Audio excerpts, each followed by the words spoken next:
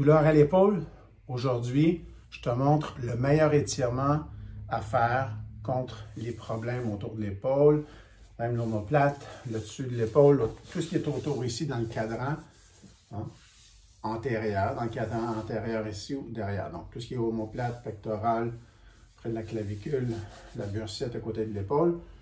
Le meilleur étirement qui soit. Donc, j'en profite de montrer le positionnement des jambes. Mon genou gauche ici, à peu près à 25 cm, 20-25 cm du mur, peut-être 20 cm plus, à peu près 8 pouces. Tu vois de côté, si tu voyais mes jambes de côté, le genou avant est fléchi, la jambe arrière est tendue comme ça. Probablement quand tu vas mettre la main au mur, comme ça, tu vas sentir peut-être ta douleur de bursite qui est sur le côté. On appelle ça le deltoïde, sur le côté à l'extérieur. C'est possible que ça fasse un peu mal. Tu vas devoir endurer. Pour toute action thérapeutique, tu dois choisir la douleur thérapeutique plutôt que la douleur au quotidien. Tu comprends? Donc, ça va faire des inconforts, sinon de la douleur. Tu vois, mon bras, au début, là, si c'est trop intense, je peux garder le coude un peu plié. Mais mon coude est au-dessus du niveau de l'épaule. Tu vois, mon épaule est ici. Le coude est plusieurs centimètres, sinon pouces au-dessus.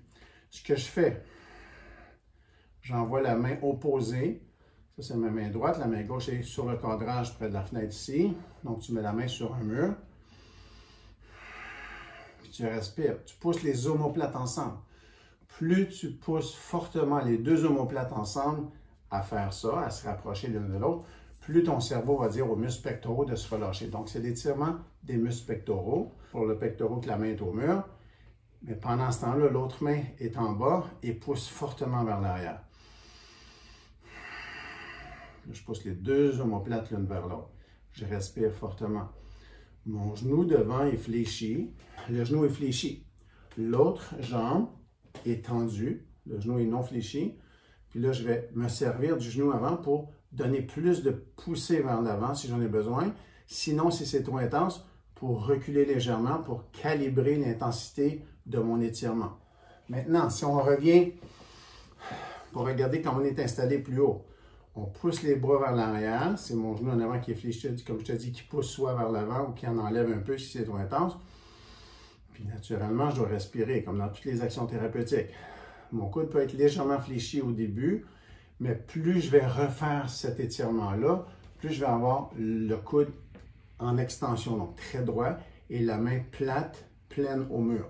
L'idée, c'est que à très court terme, je vais être capable de garder le coude droit, pousser les omoplates fortement et avoir très peu d'inconfort. Comme moi, en ce moment, tout ce que je ressens, c'est un peu d'étirement dans la partie basse ici de mon pectoral gauche. C'est mon genou avant qui me fait pousser plus loin ou en enlève. Comme j'en ai pas de douleur, comme je sens juste un peu d'étirement, mais je vais à peu près au maximum que je peux prendre. On respire profondément, calmement. Quand on sort, très important, quand on sort, la jambe devant va donner un élan pour reculer. Donc, ma main se retrouve un peu devant moi. Je me tourne vers le mur, vers la main. Ma main opposée vient chercher l'avant-bras et je vais sortir en douceur comme ça. Donc, idéalement, je recule à l'arrière de ma main pour que mon pectoral soit redevenu relax. Et là, j'assiste avec la main opposée à ramener, à sortir en douceur de la position. Cette position-là peut être très intense pour beaucoup de personnes. C'est la raison pour laquelle cet étirement-là est très efficace. Tout problème de bursite, capsulite, c'est sûr qu'à la capsulite, on ne va pas commencer aussi haut que ça. On va commencer sur le côté comme ça. Puis tranquillement, le coude va relever, puis on va être capable de plus en plus pousser en arrière.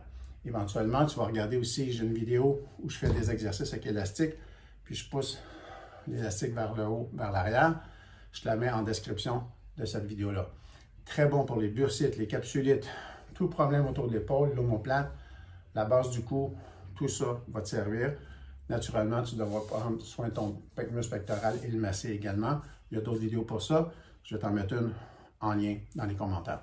Merci pour le pouce en l'air. Merci de partager aux gens qui ont ces problèmes-là. En fait, cet étirement-là devrait devenir une hygiène, sinon quotidienne. C'est sûr, quand on a des douleurs, on le fait au quotidien plusieurs fois.